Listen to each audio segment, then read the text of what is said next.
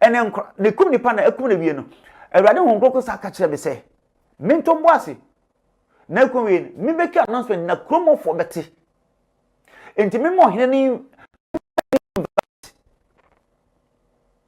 any Dce for any invite they should come to my church. Oh, come on, say. They should come on Sunday and sit and listen to the word of the Lord. After the word of the Lord, I will sit down with them at my office. And I will give them the solution because another disaster is going to happen there. The same place. If they refuse to come, they will see it. They will see it. And we are all here. We shall see. But if they come, automatically these plans of demons will be cancelled.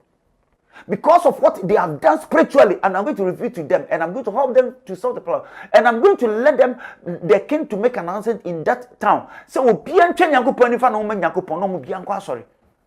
and any disaster or any plans of demons that will rise against them will be destroyed by the power of Holy Spirit.